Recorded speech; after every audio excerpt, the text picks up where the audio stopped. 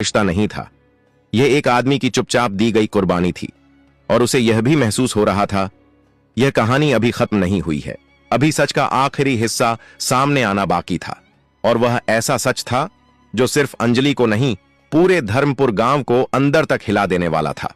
कमला देवी ने बहुत धीरे से कहा, मैडम, जो आपने अभी तक सुना वो पूरा सच नहीं है। अंजलि का दिल जैसे धक से बैठ गया। एक बात है, कमला देवी ने आगे कहा, जो मनीष ने हमें भी बहुत बाद में बताई थी। भीड़ में से एक बुजुर्ग आगे बढ़े, सफेद बाल, कांपते हाथ। मैं रामू काका हूं, उन्होंने कहा। उन्होंने पहले अंजलि की वर्दी देखी, फिर ऊपर आसमान की तरफ देखा और बोलना शुरू किया। तलाक के करीब 6 महीने बाद की बात है। एक रात मनीष गांव लौटा था। चेहरे पर चोट थी। रामू काका की आवाज भारी हो गई। अंजलि चौंक पड़ी। कैसी चोट? एक ठेकेदार ने झूठा केस कर दिया था, रामू काका बोले। उसने कहा, मनीष ने आईपीएस अफसर की बीवी का नाम लेकर धमकाया है। अंजलि की आंखें फैल गईं। थाने में उसे घंटों बैठाया गया। पूछताछ हुई। किसी ने कहा, बीवी से एक बार बात कर लो, वो अफसर है, 1 मिनट में छूट जाओगे। रामू काका ने गहरी सांस ली। मगर मनीष ने साफ कहा, वो मेरी बीवी नहीं है और उसका नाम मत लो। अंजलि का सिर अपने आप झुक गया। कमला देवी ने बात आगे बढ़ाई। मैडम, उस रात मनीष आपसे मदद मांग सकता था, लेकिन उसने नहीं मांगी। उसने कहा, अगर मेरे नाम से उसकी इज्जत पर जरा भी आंच आई तो मैं खुद को कभी माफ नहीं कर पाऊंगा। यह सुनते ही अंजलि की आंखों से आंसू बह निकले। वह चाहकर भी उन्हें रोक नहीं पाई। उसे पहली बार एहसास हुआ, जिस आदमी को वह हमेशा कमजोर समझती रही, उसी आदमी ने उसकी इज्जत की सबसे बड़ी कीमत खुद चुकाई थी। कमला देवी ने आखिरी बात कही, मैडम, मनीष ने आपसे दूरी नफरत की वजह से नहीं बनाई। उसने दूरी इसलिए बनाई ताकि आपकी पहचान उसके हालात से छोटी ना लगे। पूरा गांव खामोश था। अंजलि को लग रहा था वह खड़ी नहीं है, कहीं अंदर ही अंदर गिरती जा रही है। उसने मनीष की तरफ देखा। यह सब सच है? मनीष ने सिर हिला दिया।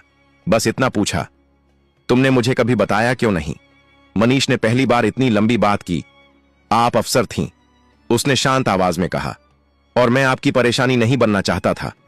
ये शब्द सीधे अंजलि के दिल में उतर गए। मैंने सोचा, मनीष बोला, आप ऊपर जा रही हैं, मैं नीचे रहकर आपका नाम साफ रख लूं। गांव की कई आंखें भर आईं।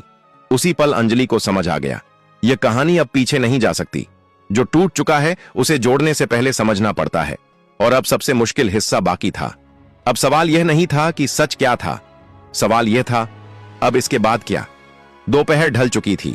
मनीष ने अंजलि की तरफ देखा, फिर नजरें हटा लीं। अब जाइए, उसने कहा। यह शब्द आदेश नहीं थे, एक बंद दरवाजे जैसे थे। मैं मदद करना चाहती हूं, अंजलि बोली। उसकी आवाज में न रुतबा था, न अफसराना सख्ती, बस एक कोशिश थी। मनीष हल्का सा मुस्कुराया। घर, काम, इलाज, जो चाहिए सब दूंगी, अंजलि बोली।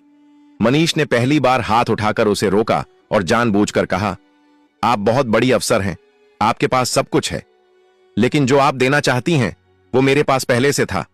अंजलि को समझ नहीं आया। मनीष, मैं माफी मांगने आई हूं। उसकी आवाज टूट गई। मुझसे बहुत बड़ी गलती हो गई। मैं चाहती हूं कि तुम ठीक रहो। मनीष ने उसे देखा, सीधी लंबी नजर से। मैं ठीक हूं, उसने कहा। आपको बस यह समझने में देर हो गई। अंजलि ने जेब से एक सरकारी कागज निकाला। सरकारी लेटर हेड। ये देखो, उसने कहा, शहर में तुम्हारे लिए काम है। मनीष ने कागज की तरफ देखा तक नहीं। क्यों? अंजलि की आवाज टूट गई। मनीष बोला, मैं अब किसी का एहसान लेकर अपने आप से दोबारा इनकार नहीं करना चाहता। उसकी आवाज पहली बार थोड़ी भारी हुई। जब मैंने आपसे कुछ नहीं मांगा तब आप अफसर बनकर चली गईं। अब जब आप अफसर बनकर लौटी हैं तो मैं कैसे मांग लूं? गांव में कोई फुसफुसाहट नहीं थी। हर कोई सुन रहा था, हर कोई समझ रहा था। मनीष की बात खत्म होते ही वहां खड़े हर इंसान को जैसे अपनी सांसों की आवाज सुनाई देने लगी। अंजलि के हाथ से वह सरकारी कागज धीरे धीरे नीचे सरक गया और उसी पल उसे एहसास हुआ, रुतबा, ताकत, पद, सब कुछ होते हुए भी आज वह सबसे खाली इंसान थी। अंजलि ने आंखें बंद की। भीतर कहीं कुछ टूट रहा था। वह बोली, मनीष, मैं सब कुछ वापस नहीं ला सकती, लेकिन अगर मेरी वजह से तुम्हें कभी भी कोई दर्द मिला है तो उसका बोझ मैं उम्र भर उठाना चाहती हूं। मनीष ने हल्की सी सांस ली। उसकी आवाज अब भी शांत थी, लेकिन उस शांति में एक लंबा सफर छिपा था। दर्द सबको मिलता है अंजलि, फर्क बस इतना है कि कुछ लोग दर्द को आवाज बना लेते हैं और कुछ लोग उसे खामोशी बना लेते हैं। मैंने खामोशी चुनी थी। कमला देवी आगे बढ़ी, उनकी आंखों में नमी थी। मैडम, मनीष ने कभी किसी से शिकायत नहीं की, लेकिन यह गांव जानता है कि उसने कैसे खुद को संभाला। वह खेतों में काम करता है, बच्चों को मुफ्त पढ़ाता है। गांव के लड़के कहते हैं, अगर मनीष भैया जैसा इंसान बन गए तो जिंदगी जीत लेंगे। अंजलि चौंक गई। उसने मनीष की तरफ देखा। तुम बच्चों को पढ़ाते हो? मनीष ने सिर हिलाया। जो मुझे नहीं मिला वो किसी और से क्यों छीनूं? उस एक वाक्य ने अंजलि की आंखों के सामने पूरी तस्वीर रख दी। अंजलि धीरे धीरे आगे बढ़ी। उसने पहली बार बिना वर्दी के वजन के एक इंसान की तरह बात की। मनीष, अगर तुम चाहो तो मैं यह गांव छोड़कर चली जाऊंगी। मैं तुम्हारी शांति में दखल नहीं दूंगी, लेकिन एक बात का जवाब दो, क्या तुम्हारे दिल में मेरे लिए नफरत है? मनीष कुछ पल चुप रहा। गांव वाले भी रुक गए। फिर उसने कहा, नफरत होती तो आप यहां खड़ी नहीं होती। नफरत आदमी को कठोर बना देती है। मैं कठोर नहीं हुआ, बस शांत हो गया। अंजलि की आंखों से आंसू बहने लगे।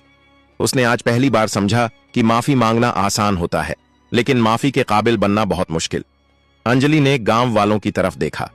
अगर आपको मंजूर हो तो मैं एक काम करना चाहती हूं। यह किसी एहसान के लिए नहीं, किसी नाम के लिए नहीं, सिर्फ इंसानियत के लिए। रामू काका ने पूछा, कैसा काम बिटिया? मैं चाहती हूं कि इस गांव में एक छोटा सा स्कूल बने। मनीष उसे संभाले, न मेरे नाम से न किसी अफसर के नाम से, सिर्फ धर्मपुर पाठशाला, ताकि यहां के बच्चों को सपने देखने से पहले किसी की इजाजत न लेनी पड़े। गांव में पहली बार एक हल्की सी हलचल हुई। लोग एक दूसरे की तरफ देखने लगे। मनीष ने अंजलि की तरफ देखा। और अगर मैंने मना कर दिया? अंजलि ने सिर झुका दिया। तो मैं बिना सवाल किए चली जाऊंगी। यह मेरा प्रायश्चित होगा। मनीष की आंखों में पहली बार नमी आई। वह धीरे से बोला, मैं स्कूल चलाऊंगा, लेकिन आपकी वजह से नहीं, बच्चों की वजह से। अंजलि ने सिर हिलाया।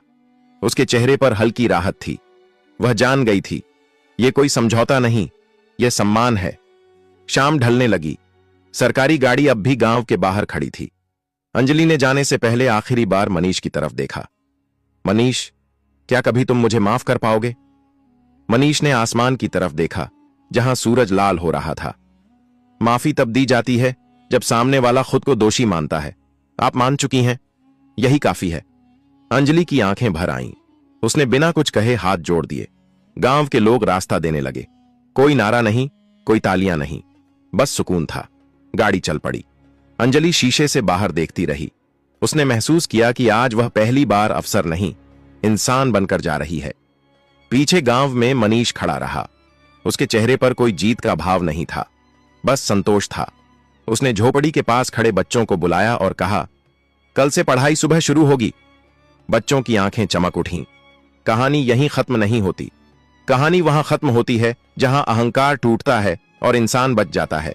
इस कहानी से बस इतना ही सीख मिलती है, रिश्ते पद से नहीं चलते, इज्जत आवाज से नहीं, और सबसे बड़ी ताकत खामोशी में भी हो सकती है।